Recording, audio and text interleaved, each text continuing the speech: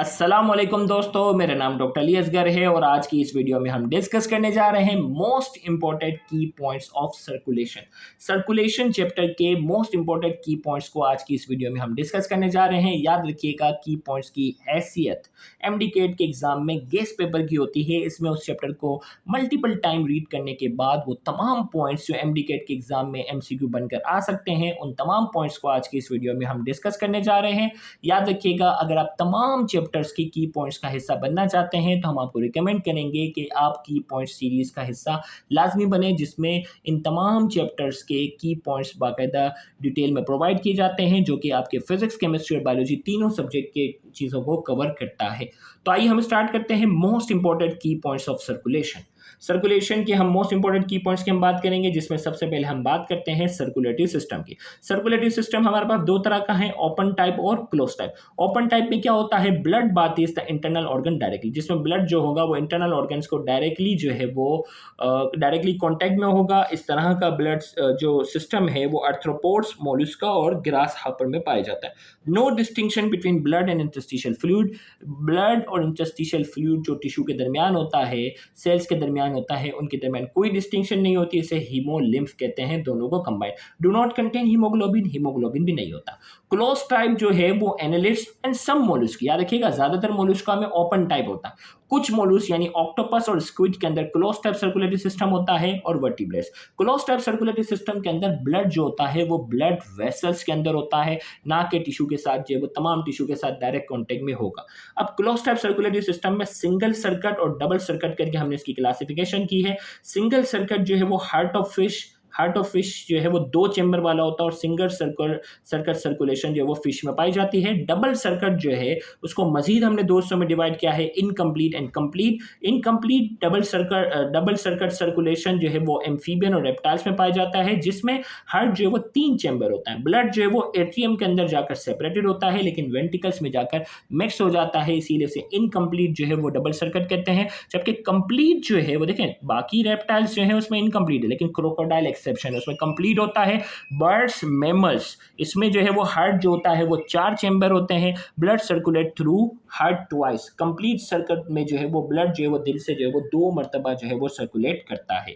अब हम आ जाते हैं ह्यूमन हार्ट की तरफ। हम आ जाते हैं इनक्लोज बाय अ पेरिकार्डियम। याद रखिएगा, ह्यूमन हार्ट के अराउंड एक लेयर होती है, उसे पेरिकार्डियम कहते हैं। पेरिकार्डियम की जो आउटर जो होती है वो फाइब्रस होती है और इनर जो होती है वो डबल सीरस मेम्ब्रेन होती है, physically much closer to the heart. बिल्कुल हार्ट के साथ जो बिल्कुल चिपकी हुई होती है वो सीरस होती है और आउटर जो होती है वो फाइब्रस होती है। लोकेटेड बिटवीन लंग्स के दरमियान हार्ट होता है। 1/3 जो है, अगर बात की जाए 1/3 इसका हिस्सा राइट तरफ होता है और 2/3 हिस्सा जो होता है लेफ्ट होता है। अगर चेस्ट हमारा है उसमें बिल्कुल मिड लाइन अगर ड्रॉ कर दी जाए तो उसका जो दिल का 1/3 हिस्सा जो है 1/3 पार्ट जो है वो राइट तरफ होता है और 2/3 हिस्सा जो है वो लेफ्ट की तरफ होता है। हार्ट की वॉल को हमने तीन हिस्सों में डिवाइड किया है, एपिकार्डियम, मायोकार्डियम और एंडोकार्डियम। एपिकार्डियम जो है वो क्या है, visceral layer of the serous pericardium.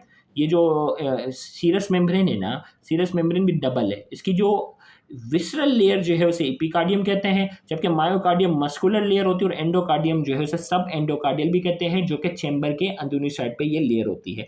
Structure of heart की अगर बात की जाए तो इसके की पॉइंट्स बनाना बहुत ही मुश्किल है। लेक्चर आप देख सकते हैं, सर्च कीजिएगा स्ट्रक्चर ऑफ हार्ट और आगे सिन बोर्ड टीचिंग लिख देना, तो आपके पास एक डिटेल लेक्चर आ जाएगा। वो मैं आपको रिकमेंड जरूर करूंगा कि स्ट्रक्चर ऑफ हार्ट को अगर अच्छा सा समझना है तो वो डिटेल लेक्चर जरूर देखिएगा, यूट्यूब पर हमारा अवेलेबल है। स्ट्रक्चर ऑफ हार्ट में अगर बात की जाए तो चार चैम्बर हैं।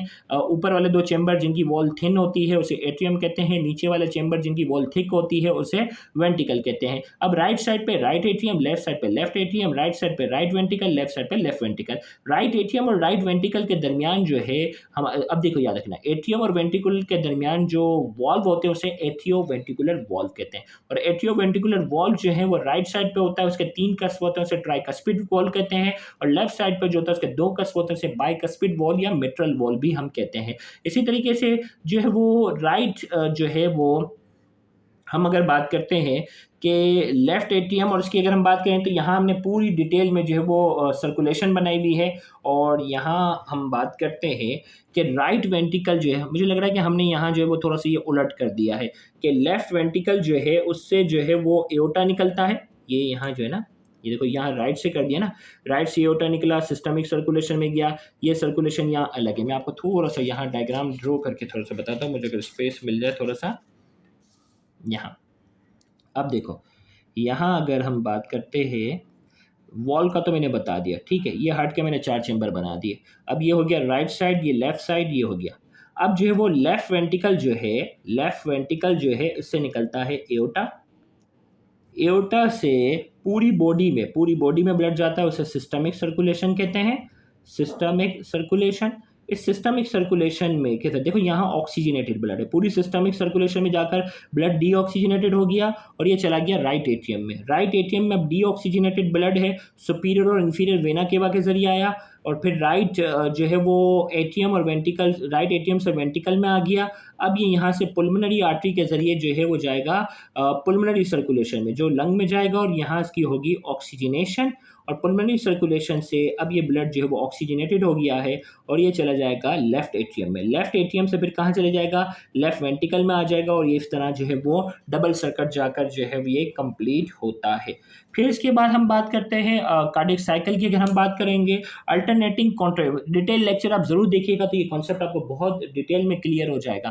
कार्डियक साइकिल क्या है, alternating contraction and relaxation of the heart chamber. Heart chamber की जो कॉन्ट्रैक्शन और रिलैक्सेशन होती है इसे कार्डियक साइकिल कहते हैं। हार्ट बीट्स जो है वो contraction of the heart chamber, heart chamber की जो कॉन्ट्रैक्शन होती है हार्ट बीट कहते हैं। नॉर्मल 72 टाइम्स पर मिनट एट रेस्ट।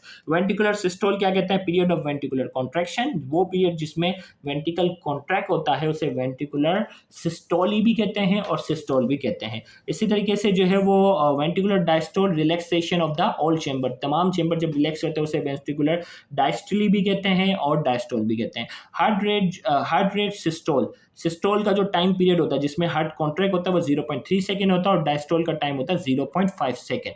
ये जरूर याद रखना है कि ड्यूरेशन सिस्टोल का जिसमें कॉन्ट्रैक्ट होता है वो कितना होता है और रिलैक्स होता है उसका ड्यूरेशन कितना होता है। तो ड्यूरेशन 0.5 रिलैक्स का और कॉन्ट्रैक्शन का 0.3। लब जो है हार्ट का जो साउंड है ना, लब डब जो हार्ट का साउंड है, लब साउंड कब आता है, एट्रियोवेंट्रिकुलर वॉल्व जब क्लोज होते हैं और सेमील्यूनर वॉल्व जिसमें एओर्टिक और पुल्मोनरी वॉल है स्ट्रक्चर ऑफ हार्ट के अंदर, ये डिटेल में पढ़ते हैं, क्लोजिंग ऑफ द सेमील्यूनर वॉल की वजह से होता है। अब यहाँ बात करते हैं इलेक्ट्रिकल सिग्नल जो हार्ट के जनरेट होते हैं वो एसए नोड है, ये पेसमेकर कहलाता है। इससे इलेक्ट्रिकल सिग्नल जो है वो एवी नोड पर आते हैं। एसए नोड से एवी नोड पर जो इलेक्ट्रिकल सिग्नल ट्रांसफर होता है उसमें डिले होता है 0.1 सेकंड का। मकसद ये होता है कि एसए नोड जो है वो पहले एटीएम तक जाकर सही से जो है सिग्नल ट्रांसफर हो ताकि एटीएम मुकम्मल तौर पर कॉन्ट्रैक्ट हो जाए। फिर ये सिग्नल जो है वो एवी नोड, फिर वहां से बंडल ऑफिस और बंडल ऑफिस से पुरकंजी फाइबर्स के जरिए वेंट्रिकल्स तक पहुंचेगा तो फिर ये कॉन्ट्रैक्ट होगा। तो दोनों एक साथ कॉन्ट्रैक्ट ना हो, पहले एट्रियम कॉन्ट्रैक्ट करें फिर वेंट्रिकल, एट्रियम कॉन्ट्रैक्ट करें, इसीलिए अल्लाह ताला ने यहाँ रखा हुआ है डिले, एसए नोड से एवी नोड तक रखा हुआ है डिले। फिर इसके बाद हम बात करते हैं ईसीजी की बात करेंगे। Can be detected by electrode place on the skin, body chest की स्किन पर जब इलेक्ट्रोड लगाते हैं तो उसके जरिए जो है वो हार्ट की इलेक्ट्रिकल एक्टिविटी जो है वो डिटेक्ट की जाती है। ईसीजी के अंदर जो वेव होती है पी वेव है, ये क्यूआरएक्स कॉम्प्लेक्स और ये टी वेव है। पी की शुरुआत से लेकर आर तक का जो इंटरवल होता है वो पी आर इंटरवल है। एस से लेकर जो है वो टी की एंडिंग तक का जो होता है वो एस टी सेगमेंट कहलाता है। ये जरूरी आपको पहचाननी होगी। पी जो है वो एट्रियल डीपोलराइजेशन को शो करता है, एट्रियम में जो डीपोलराइजेशन है वो है। और इसी तरीके से पी आर इंटरवल शो कर रहा है amount of time required for SA node depolarization to reach the ventricle. SA node की जो डीपोलराइजेशन है वो वेंट्रिकल्स तक पहुंचने का जो टाइम ड्यूरेशन होता है उसे पी आर इंटरवल कहते हैं। क्यू आर एक्स कॉम्प्लेक्स जो है जिसमें क्यू आर और एस कॉम्प्लेक्स जो है वो वेंट्रिकुलर डीपोलराइजेशन को शो करता है और एस टी सेगमेंट जो है यानी एस से लेकर टी तक का फासला होता है complete ventricular depolarization and initiation of repolarisation.